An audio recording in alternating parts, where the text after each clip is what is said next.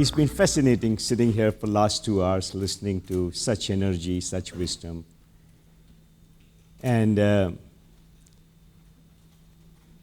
I think some of the most fabulous personal stories, and our friend, the rabbi from Israel, and was such a touching, moving experience to be listening to that.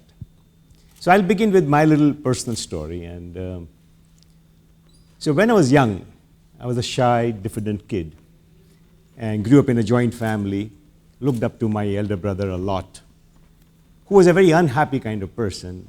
So he constantly looked for change. And so whether it was the furniture, whether it was the food, whether it was inviting people, so he would always find reasons that, no, this is not right and let's do something about it. And admirer that I was, I would join him. And most often, he would get into trouble for trying to bring about that change.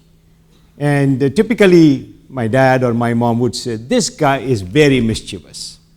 So I said, this is great fun, but you get into trouble, so I would always be 2 steps behind, just enough to enjoy the mischief, but never to take responsibility for it. And as we grew up and we became teenagers, he said, Vallabh, I'm going to be a businessman. I'm going to be an entrepreneur. And by I said, well, that's not what I want to become, because these mischievous guys become entrepreneurs. And believe you me, he went on to become a great entrepreneur. I became a chartered accountant. I thought it was safer. But of course, when I came into the real world, I found that entrepreneurship had many more things to it. Not that it doesn't have its own element of mischief. And let me tell you a story. When I started this investment bank, I got a chance to work with a lot of entrepreneurs, hundreds of them literally, as India changed from 1985 to 2012 when I merged my investment bank with a big commercial bank here. I think most of the names that people are familiar with, I would have worked with them, raising money when they were in trouble, when they were small, walking a long journey with them.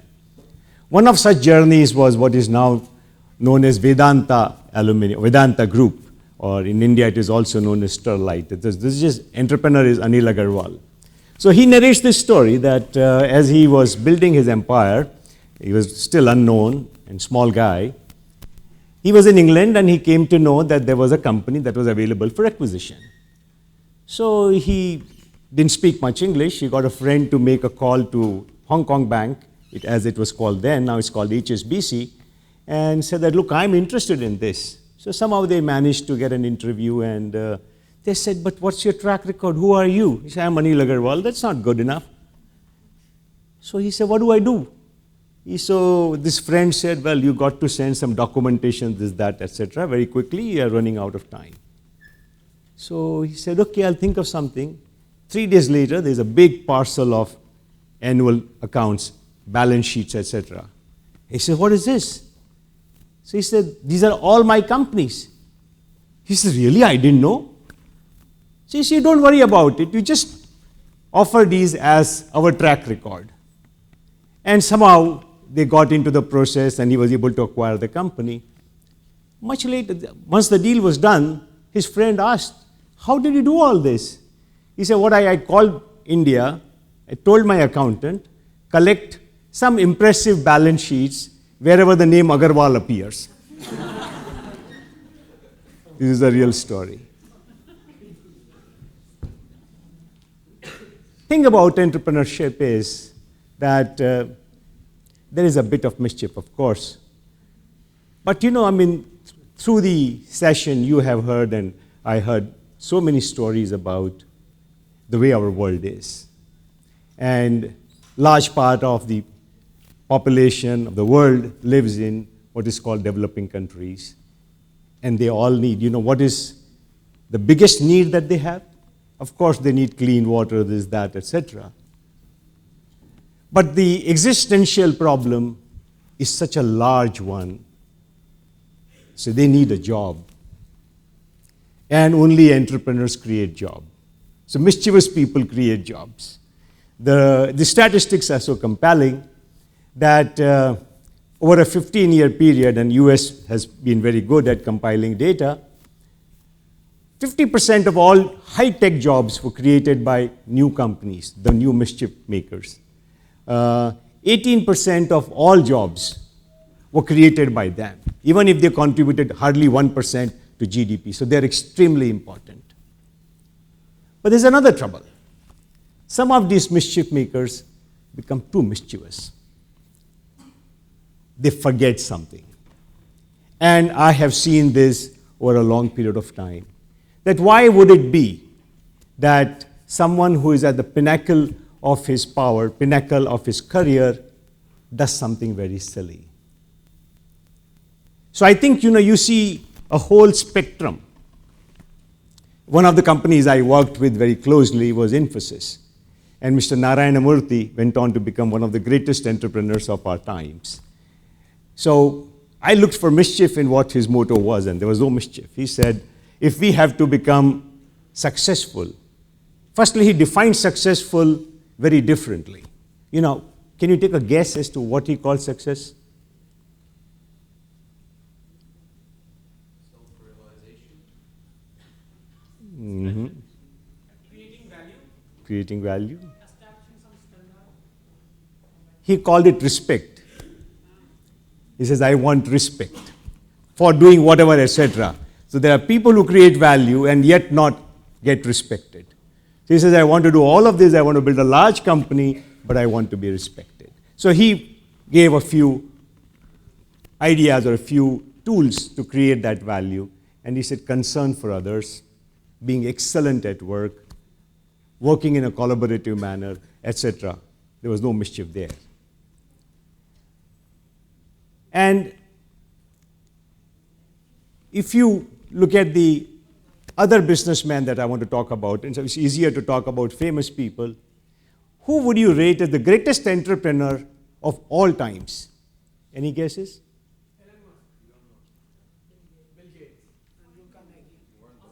Warren Buffett, right?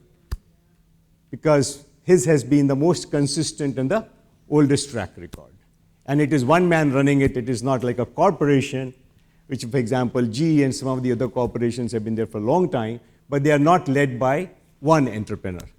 So since 1969 to 2015, this man has produced the best track record of creating value, plus many, many other things.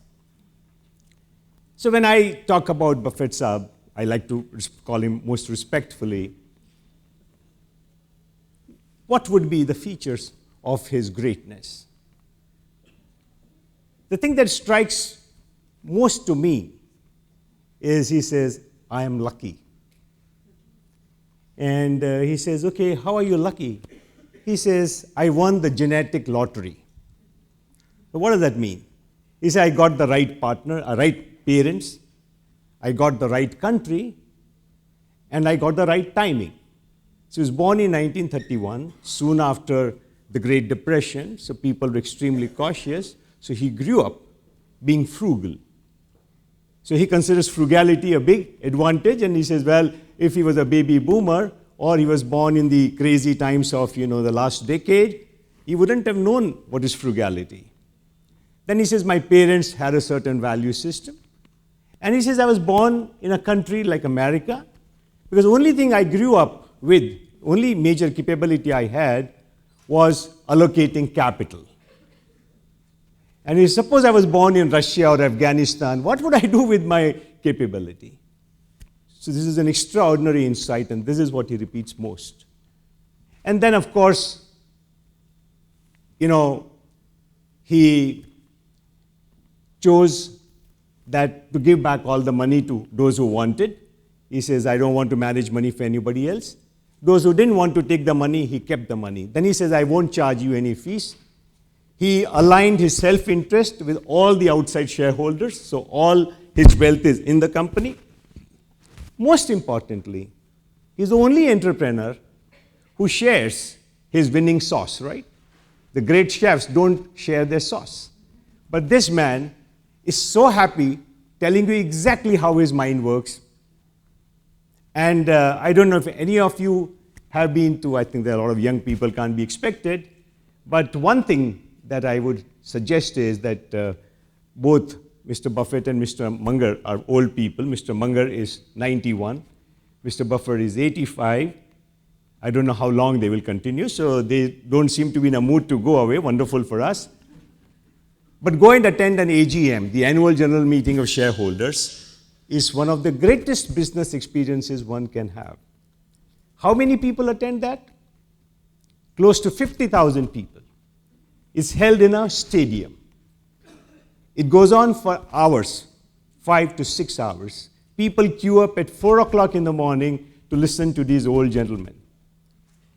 And they're only in chronological age, because for 5 hours, the mic will go around the stadium. They'll answer questions about anything, about personal life, about politics, and whatnot. So anyway, I think it is just to give you a spectrum.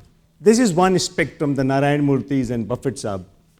The other spectrum is, you have had presidents of America doing things that you can't understand. Right? So some of you may not remember, but 1970, the period 1970 to 2015 is a remarkable period in recent history. Because what happened in 1970, you are young kids, so you may not, this is an old practice when the world was more conservative. The countries kept equivalent amount of gold to the currency they printed. So it was not just paper money. The government said, have you read a currency note any time? What does it say? Promise to pay. So the promise to pay has to be backed by something. So in the olden times, they kept gold reserves. In 1970, United States decided that we will not keep equivalent amount of gold, and they started cheating on it in some manner. And soon thereafter, somebody else decided that, look, we got to take advantage of the world. And who was that? The oil producers of the world came together and they said, oh, we are going to control the production and therefore inflate the price. And the price went up from something like $2.50 to $10 in first go to $40 in a second go. So between 1970 and 1980, we had this great oil crisis in the world. And in 2015, you see a reverse situation where oil prices are falling every day. The OPEC countries are coming apart. And what is causing this? Any guesses? No. There is some innovation, that is entrepreneurship, that has enabled this. Shale oil gas.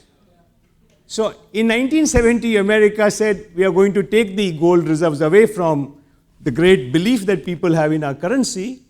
And in 2015, they're benefiting from sheer mischief, sheer innovation. And the other part, the Arab world is in serious trouble. It is sad, but I'm just giving you a historical context. But yet, Mr. Richard Nixon was impeached as a president. Why? Watergate. Later, Clinton was caught doing something. You have Goldman Sachs get into trouble. You have Barclays Bank doing what? The most used interest rate in the world is called the London Interbank Offer Rate, LIBOR. And they found that this was a rate with reference to which trillions of dollars of transactions happened in the world, and they were manipulating it and benefiting from it.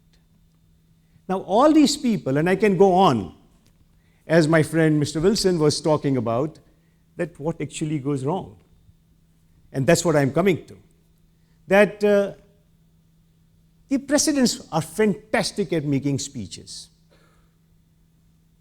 When Rajat Gupta, he was the head of McKinsey, the best known or the most connected Indian in the world, he knew presidents, every businessman welcomed him, and yet he was caught for insider trading, sharing information that he should not have. But these people did not lack knowledge. they did not like, they could give a fantastic lecture, much better than you and I, on ethics. And what goes wrong? There was a Raja Ratinam, there was Stephen Hoy from SAC, there was, and so on. So I think some of these cases you may not be familiar, but that's not the point. You know, you can see that the mischievous people become too mischievous. So you have this balance. You as young leaders want to bring about change. You have great belief in yourself. You will find an area to work in. You will create enterprises and therefore you'll be called entrepreneurs in that sense. But the challenge is going to be, where do you cross the line? And you won't even know when you cross the line. So, carrying on with the tradition of having a debate and a dialogue instead of just a lecture, let me ask you a few situations, right? That you understand very well that the challenge of enterprise, the fun of enterprise is well understood. The world needs a lot of it. But the world doesn't need things that will become too mischievous because it sets us back. Why people cross the line? Because the competition is doing it? You think that's the most likely reason?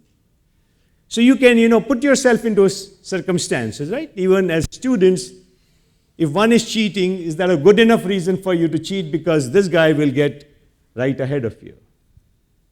For many people, it may be a good reason. The situation is not very different in business. If a student says, I won't cheat, why can't the businessman hold himself or herself back and say, I won't cheat? If you went into the world of business, most often they will say, well, I can't survive otherwise. Say, for example, in India, the tax regime has come down, has become a lot more acceptable. But there was a time when luxury goods had very heavy production duties on them. We call it excise duty. So there would be somebody who says, okay, I'll bribe the tax collector and I will pay taxes on 5 of the lorries or the trucks that go out. 1 truck, I will not pay any tax and I will give a share to the tax collector. Can you imagine when the goods are in the market, you have 2 products at 2 prices, how do I compete? Someone cheated on power, and this is going on around the world. Right? You have legitimate cheating places called tax havens. Right? And they're called heavens. No wonder if you don't have to pay taxes, it becomes a tax haven. And all the clever people route their money through this, that, etc. So, it's a legitimate thing that if I'm competing with a big corporation who is routing their business through a tax haven and I'm paying all full taxes, how do I compete? You think it's a legitimate reason? It's not easy to answer. Second, he said that all this goody-goody talk about values, people do after they have made it. So they said there's always a skeleton in every cupboard. Is that okay? You all immediately agreed. You saw the truth of life. Third situation. I didn't mean to do it, but that moment just seized me. Right? So Rajat Gupta would say that, look, and I didn't mean to. I don't think about it. Rather do a small thing. Or if any of you have watched the movie Wall Street, okay, we have had Wall Street 2 also. So in which you have this situation, someone is trying to bribe the other guy. He says, here is $10,000. He said, no way. $1 million. Absolutely no. But the voice is already shaking. He said, here is $10 million. Tell me what to do. So in that moment, what was absolutely firm no became yes. Or you have situations where you have someone in senior position, authority position, puts tremendous amount of pressure on you. You better do it. Otherwise, you don't know what will happen. You get overpowered. These are real life situations. Which one would you succumb to?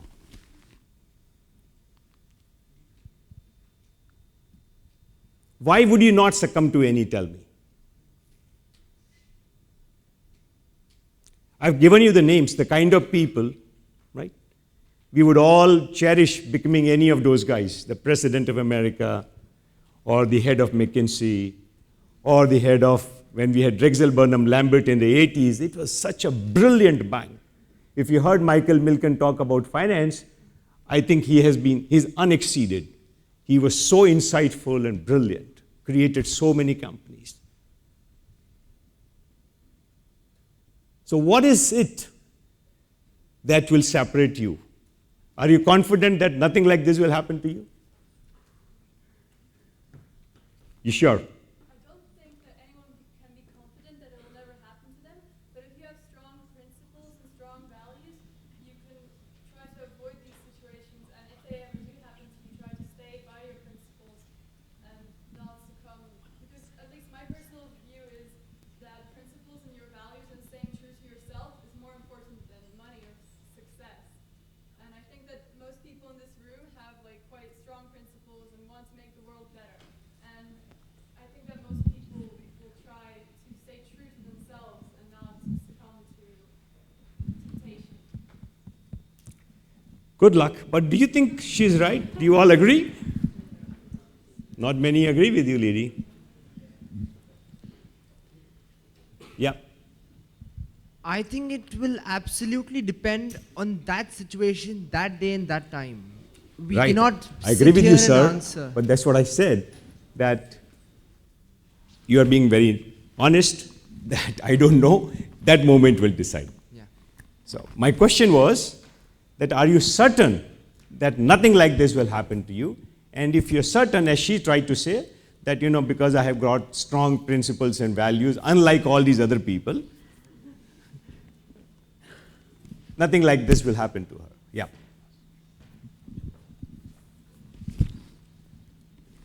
I actually think that I'm certain that it will happen, because whenever our entire world runs on a spirit of competition. So when someone's in the losing position and on that brink of desperation and they have to survive, then they inevitably push towards it. So I actually believe that it will happen. No matter what our ethics are right now, we can all wax eloquent about how we're great people. But the fact is, when we're on that brink, there's nothing you can do. You need to survive because you have people to support. And you have a lot of people who depend on you, and you're responsible for them, not just for yourself. So I think it will happen. So I have the North Pole and the South Pole. I'm happy with both. I have a balanced opinion between the two of them, so I agree with him that it will happen. But I think that life should be seen as a balance sheet where you will make bad errors of judgment and you will fumble and at times you will succumb to pressure. But it should be seen as a balance sheet where when you succumb to pressure, you are regretful about those decisions, and then you try and move on the right path and you try and balance out the bad that you did with some good that you can do So afterwards. some bad is all right. Some amount of devil is, But is then the quite a question lot of is, fun. who makes that judgment? Who makes that judgment that what amount of bad is all right and not? So So we have it depends on each individual, but that's the it's a fourth balance sheet. proposition. Thank you. So not only he provided the equator between North and South Pole, but he also brought up this fourth dimension. And the fourth dimension is, you have different values, I have different values. Right? Someone who wants to kill in the name of religion firmly believes in it. And so on. I'm not meaning to rouse any sentiment here, but I'm just using a current example. So I have different value system, and then how do you survive in a world?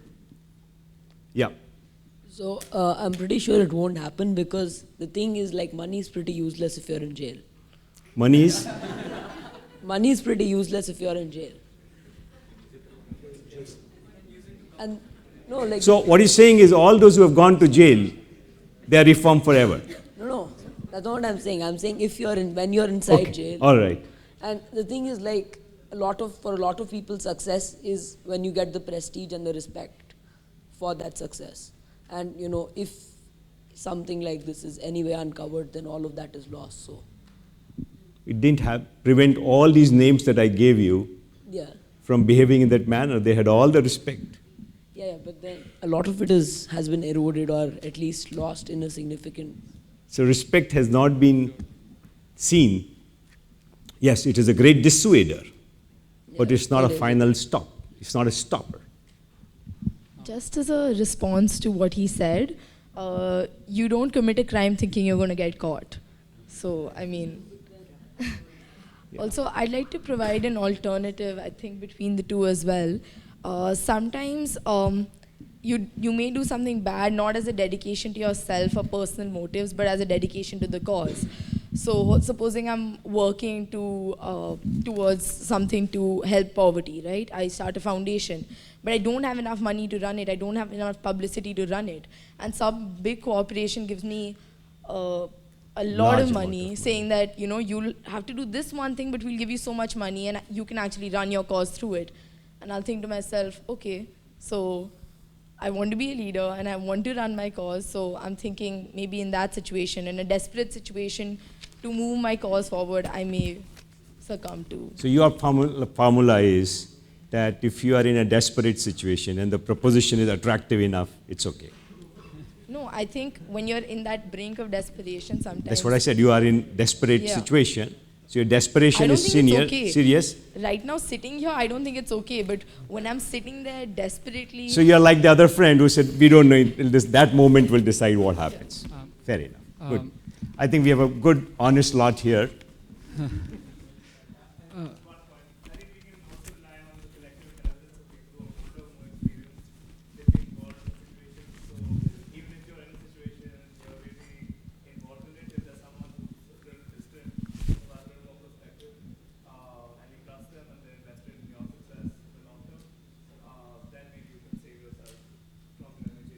Very practical tool. Please, at all points of time, have somebody like this available. Typically, Ravan becomes too powerful and he forgets all seniors. Nobody is, good enough for that person. I will have to put in, yeah. I would personally like to disagree with my friend on the front row and sort of defend the first speaker, because just last. Also speak for yourself, right? Yeah. All right. Just last week I was reading this book called Ma by Anisul Haq, which is about the 71 liberation war of my country, Bangladesh, and in there were examples of so many people, like true accounts of people young people who had their lives in front of them towards the end of the war, who knew that there was hope, but they were caught by the army and they were literally tortured, taking their nails off and other atrocious stuff, but they never let out a secret. I mean, and their life was threatened and they were killed. What can be more valuable than your own life? And they didn't budge. So I think if you really believe it from really within, it has to be really from within. Your emotions are so strong that there can be ways that you don't budge. That's just my personal opinion. Fair enough. Sure. I think, you're seeing some of these, strong-minded people who go to any extent, right? And it is so sad that you see a lot of that amongst what we call criminals or terrorists, that they don't change, they don't buzz. I mean, they go to extreme extent. That's why they're called extremists. But they're called extremists. I think I'm running out of time, if not run out already. And so let me try and put it together. Right. And actually, I had left a clue in what Mr. Buffett begins with. He says, I am not smart. I just won the genetic lottery. And ever since, he has had this mindset of giving. So he's given away all his wealth practically. Right? And in that giving also, he has set an example. I don't think you will find any like that, where he said, I was good at making money. I don't know how good I am at spending money or giving it away. But I find this Bill and Melinda very good at it. So why not I just give the money to them? So this comes from one quality, or two qualities, or maybe a few more. Can we identify that? So this is very easy when you are transformed inside. If you are not transformed and all your knowledge is at intellectual level, it will give way. You'll have all this clever mathematical combination of desperation, proposition, for a cause, etc., etc. So I think the real challenge that before we transform the world, we transform ourselves, because even after you've created a great institution, right? N number of NGOs are getting into trouble because they have crossed the line themselves somewhere. So in trying to do good to others, you've forgotten yourself. And those who are transformed, their language becomes different. And the first sign of this man, who I consider the greatest businessman ever, because he runs 100 businesses, and so on. He says, oh, let me not take myself seriously. So he has surveyed the reality, and he says, this is the reality, that I'm not a very smart guy. I just peculiar circumstances, and I'm willing to learn. At his age, he is reading at least 5 books a month after running 100 businesses. And he says, I find smart guys to manage my businesses. I just try and improve my skill at keeping my accounts clean and finding these smart guys. Modest. They are extremely modest about their position in this universe, and therefore they don't take any achievement seriously. Second, as a modest person, they recognize, and they feel it inside, that their ability was not created by them. All of you have one or two strengths. Did you create them anytime? Do you remember if you created that consciously? So they make a connection to the, right? We had the previous speaker trying to say we are all connected to the universe in some manner. And I think we had the gentleman from Nepal talking about, he put up a very nice slide. It says, your calling ranging to collaboration. So your calling, you did not create your calling. He says, I knew only allocating money, and this was given to me. So you need, this one will be modesty. Second will be great concern for others. And why does this happen? Because the person who sees himself as modest person, he sees a universal design in which he automatically, almost reflexively, almost compulsively, he will see all others being a part of the same system. He says, well, I didn't produce anything, right? Because when I go, as Alexander tried to set an example, that let my arms dangle when my funeral procession goes, so that we can see, the world can see that we go empty-handed. I think it's about transformation. Transformation. So I just want to share the last bit. And this is not to evangelize you into what I do, but I do want to evangelize, if I can, into transforming yourself as the bedrock on which whatever you intend doing can rest very solidly. I had the good fortune of struggling with my spiritual quest for 25 years from age 12. I lost my mother when I was 13. She was suffering for a long period before that, and I saw her die in front of my eyes. That made me I was a sensitive child, and I was searching the meaning of the meaning of life. And it took me to so many shores. I read the Eastern philosophy, Western philosophy, read Gita and the Indian scriptures again and again. I felt very good about it, but I could not connect all the dots until I found Vipassana meditation. In 1989, I went to my first Vipassana course when I was 37 or so, and it has been one blissful journey. So Vipassana, and I can talk about it openly, was a technique that Buddha discovered. I call it a technique, and Buddha also just called it a technique. And he says, this technique he classified, Ehi Passiko, come check it out. Let me not give you a sermon about it. Just take a 11-day course and check it out. So let me tell you what it is about. It's about reality. So when we talk about, spiritualism being higher than hunger, it's very difficult. hunger is right there. Jobs are right there. Families are right there. So he said, you need to see both the realities of the body and the spirit together because they are connected. And so through his long process of trying one and the other thing, he eventually just made an observation. He said, oh, my breath.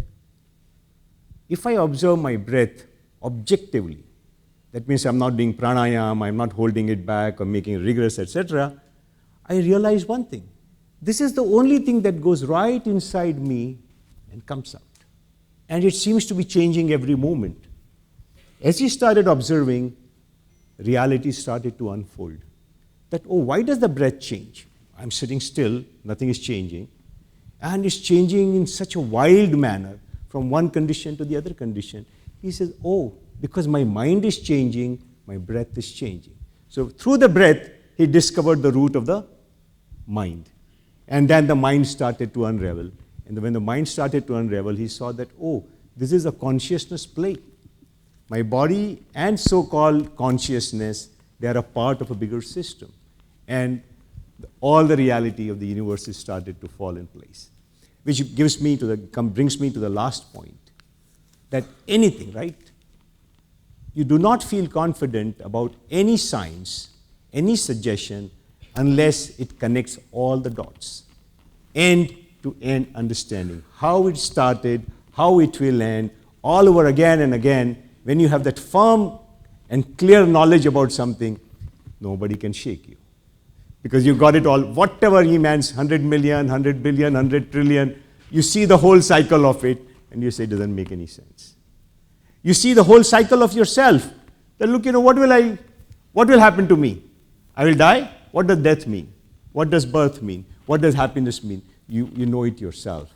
So, irrespective whether you take a Vipassana course, you find another path to transform yourself, conquer yourself, understand yourself, without which great leadership is always subject to danger of falling, and you can fall from a height.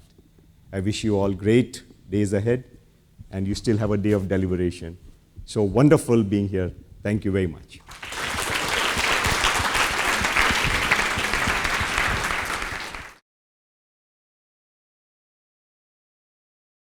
tGELF, leading the change.